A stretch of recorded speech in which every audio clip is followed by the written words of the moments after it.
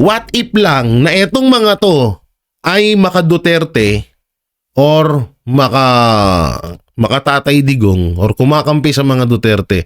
Sa tingin nyo, malaya pa rin sila hanggang ngayon.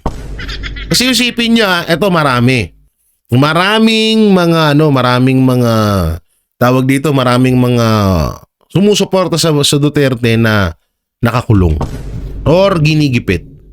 Kagaya na lang yan, si number 1, ang una nilang sinampulan ay si Pastor Apollo Kibuloy. Diba? Siya ay isang talagang masasabi mo na may kita mo na talagang kung ano yung katangian ni Pangulong Duterte ay ganun din ang katangian ni Pastor Apollo Kibuloy na may kita mo sa kanya. Yung pagmamahal sa bansa, may kita mo rin kay Pastor. Yung pagiging transparent sa tao, pagiging yung maalalahanin sa mga kababayan niya, may kita mo yan kay Pastor. Yung nga lang, si Pastor ay hindi lang talaga din nagmumura. Yun lang yung pinagkaiba nilang dalawa. At si Pastor ay hindi babaero. Di ba? Alam naman natin yan, sa atin normal na yung sabihan nila na babaero si Tatay Digong. Sabi nga Tatay Digong, kung ikaw ay wala ka ng mga asawa, anong gagawin mo dito? So pinagkaiba nila yon. Pero talaga, kung pagmamahal sa bayan, malasakit, 'di ba? Tsaka tapang. Ayan, may kita mo yan sa katauhan ni Pastor Apollo Kibuloy.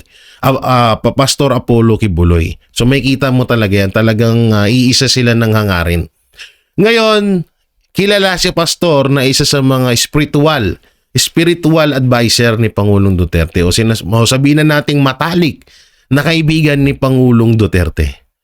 O tignan nyo, nung hindi siya kayang pasunurin ng Administrasyong Marcos sa mga kagustuhan nila, unang-una tinake down or tinanggalan po ng prangkisa ang SMNI.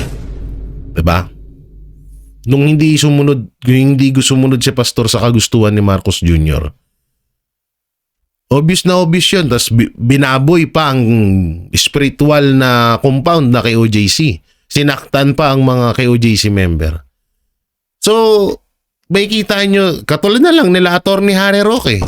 Attorney Harry Roque na bumabanat din sa Administrasyong Marcos. Asan siya ngayon? Diba? Nasa ibang bansa, nagtatago. Hindi siya makauwi dito sa bansa kasi nga talagang ipapakulong siya.